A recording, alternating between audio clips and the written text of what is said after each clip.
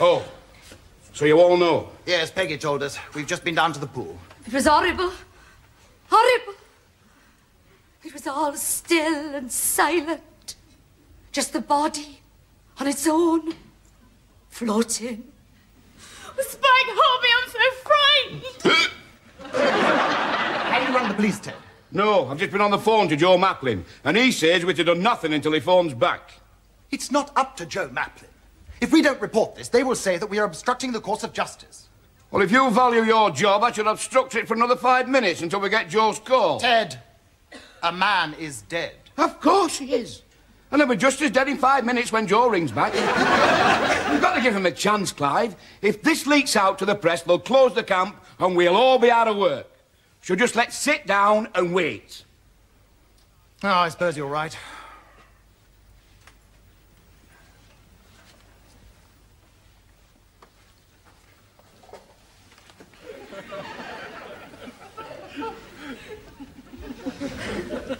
Just think, my old mate murdered.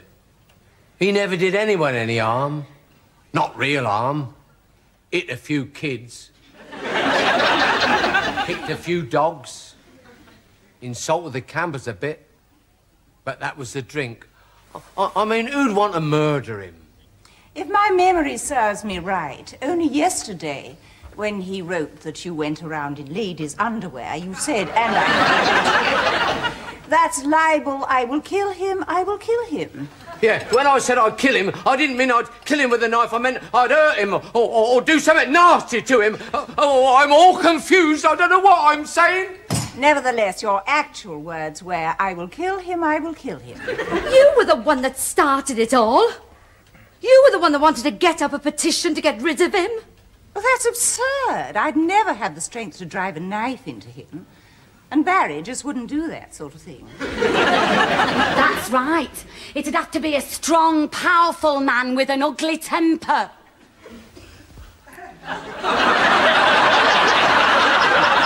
Don't all look at me. I wouldn't kill somebody just because they said I sang flat and used mucky material. Everybody says he uses mucky material. He'd have to massacre the whole camp. Now, let's be sensible and approach this logically.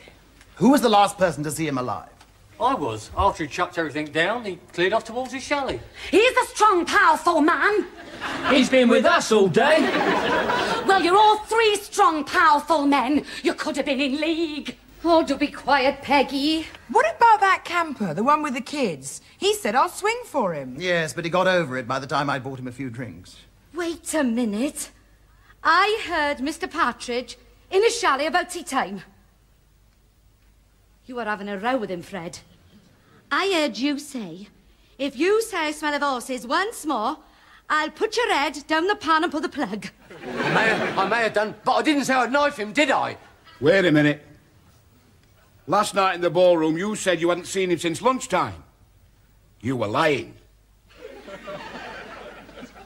All right. He was in the chalet about tea time, and we were having a tiff. And I did say I'd shove his head down the pan, but I didn't say I'd knife him, and I didn't knife him. Well, you did threaten him, and whether you drown him in the pan or stick a knife into him, it's still murder. I must warn you that anything you say may be taken down and used in evidence against you. Where did the butcher's knife come from? Your boyfriend Rupert, the assistant pudding chef, he works in the kitchen. You don't need a knife to make puddings. Yeah, but he had access. That's why he had access. And a motive. Party said he found a mouse's tail in his apple strudel. It weren't a mouse's tail. It was a worm. It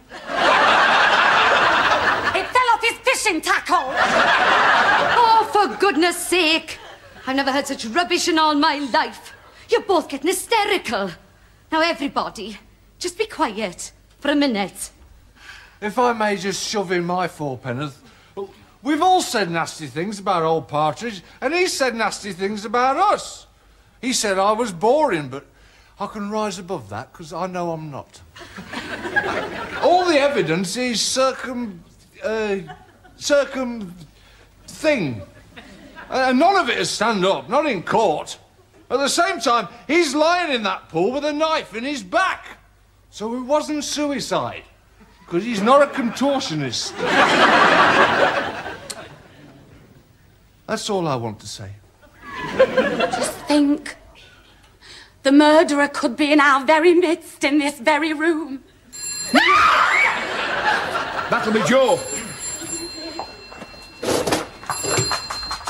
Maplin's holiday camp. Clive Dempster here. Oh, hello, Mr. Maplin. Yeah, well, we're all terribly upset about... Yes. Yes. Yes, I see. We'll take care of that. Yes, we'll be here waiting for your call. I think we ought to phone the police. Hello? Hello? He's hung up. What did he say? He's getting on to his solicitor. He's ringing us back in half an hour. He said on no account to contact the police. Is that all? No. We've got to make sure that none of the campers see the body. Why should they? They're all asleep. But there's a 2 o'clock changeover. What on earth's that? Well, that's usually the time when all the campers that are in the chalets they shouldn't be in leave and go back to the chalets they should be in. And some of them might pass the pool.